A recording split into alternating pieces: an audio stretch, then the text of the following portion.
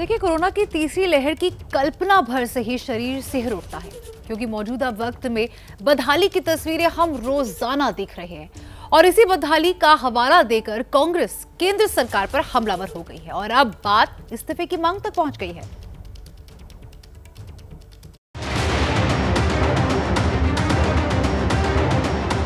आपके नाकारे, नाकाम और विफल मंत्री हैं, चाहे वो डॉक्टर एस जयशंकर जी हो या डॉक्टर हर्षवर्धन जी हो, इन दोनों लोगों को तुरंत बर्खास्त करें। जो कांग्रेस कल तक सिर्फ पीएम मोदी को कोरोना के मोर्चे पर फेल बता रही थी, उसकी मांग अब मोदी सरकार के मंत्रियों के इस्तीफे तक पहुंच गई है। निशाने पर दो बड़े नाम हैं। पहला है विदेश मंत्री डॉक्टर एस जयशंकर का और दूसरे हैं केंद्रीय स्वास्थ्य मंत्री डॉक्टर हर्षवर्धन। और कांग्रेस की दलील है कि इस्तीफा मांगने की वजह मंत्रियों की वो नाकामी है जो देश में संक्रमण की दूसरी लहर से ना बचा पाई और न ही अब तक उबार पाई। और कांग्रेस ने इस मांग के लिए एक आधार विदेश मंत्री एस जयशंकर के उस बयान को बनाया है जो उन्होंने लंदन में दिया है। सुन लीजिए जयशंकर ने क्या कहा था। Imagine, think of it, look at the contrafactual scenario. Suppose the government had said at that time that let's not do the election. Imagine what would be the reaction. There were crowds and crowds. It can't be that religious crowds are a problem, but protest crowds are fine. Because at the end of the day, a crowd is a crowd is a crowd.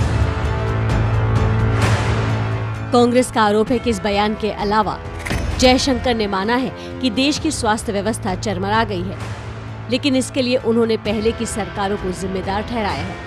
Congress का आरोप है कि जयशंकर एक troll की तरह बातें कर रहे हैं। हालांकि सच ये भी है कि लंदन में एस जयशंकर ने ये भी कहा था कि केंद्र सरकार दूसरी लहर के लिए तैयार थी, लेकिन नए स्ट्रेन की वजह से संक्रमण तेजी से फैला। फिर भी सरकार ने कोशिशों में कमी नहीं छोड़ी, लेकिन कांग्रेस इस दलील को दरकिनार कर इस्तीफे पर अड़ी है।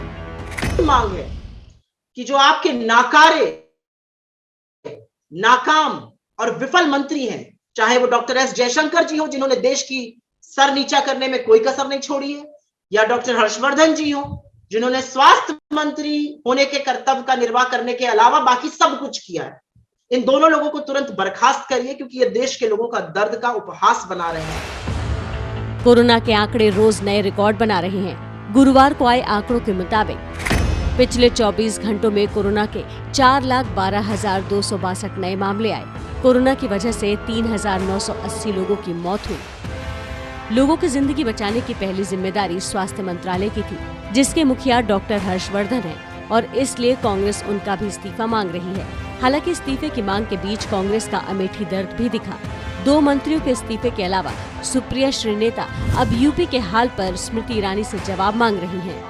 स्मृति ईरानी जी का मुंह तब भी नहीं खुलता जब एक औरत अपने पति को कृत्रिम सांस देने की कोशिश करती है। स्मृति ईरानी जी का मुंह तब भी नहीं खुलता जब दो बेटियां अपनी मां को बचाने के लिए मेरठ में कृत्रिम सांस देती हैं। स्मृति ईरानी जी का मुंह तब भी नहीं खुलता है जब एक ऑटो पर अपने मृत पति की लाश को अकेली पत्नी ले जा रही होती है। तब उनका ना जमीर जागता है ना मुंह खुलता है। उनका मुंह तभी खुलता है जब राहुल जी की बात होती है, क्योंकि उनकी पूरी राजनीति ही राहुल जी पर आधारित है। अगर ना होती तो शायद उनका कोई वजूद ना होता।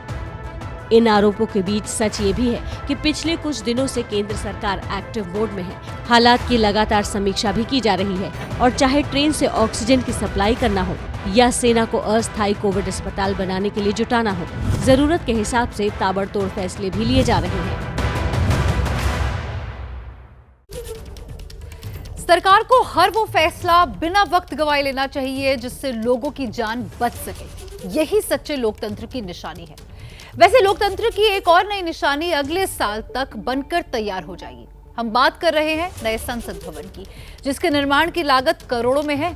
लेकिन कोरोना काल में ये नई इमारत कांग्रेस को चुभने लगी है।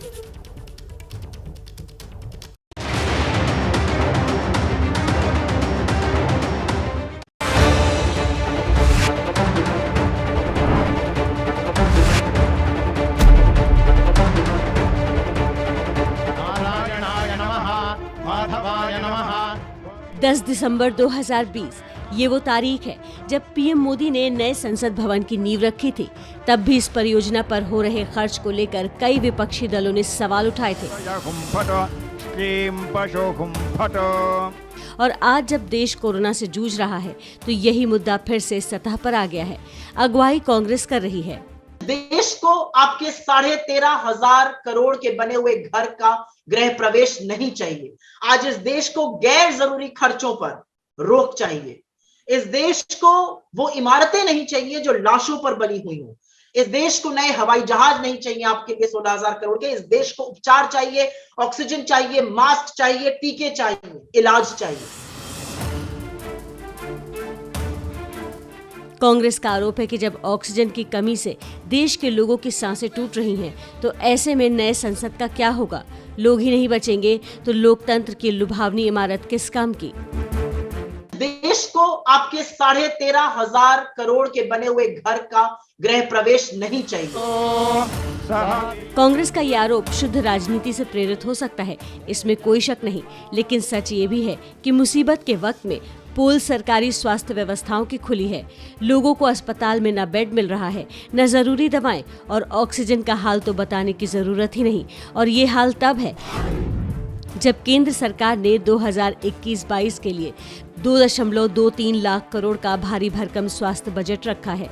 2020-21 में स्वास्थ्य बजट था 94,492 करोड़, यानी मौजूदा वित्त वर्ष में स्वास्थ्य बजट में 137% का इजाफा किया गया है। बावजूद इसके अगर कोरोना संक्रमण लोगों की सांसें छीन रहा है तो सवाल उठाने लाजमी है। और जिस नई संसद पर कांग्रेस सवाल दाग रही है, उसकी खासियत भी जान लीजिए। अगले साल जब देश आजादी की 75वीं वर्षगांठ मनाएगा, तब नए संसद भवन को बना लेने का लक्ष्य रखा गया है। नई इमारत में लोकसभा का विस्तार 3015 वर्ग मीटर में होगा, जिसमें 888 सीटें होंगी। 3220 वर्ग मीटर में बनने वाले राज्यसभा में 384 सीटों का इंतजाम होगा। ज्वाइंट सेशन के दौरान लोकसभा चैम्बर में 1220 सांसद एक साथ बैठ सकेंगे। 4 मंजिला नई संसद में 120 ऑफिस होंगे जो आधुनिक होंगे। लेकिन कांग्रेस को मोदी सरकार का ये ड्रीम प्रोजेक्ट अब फूटी आंख नहीं सुहा रहा।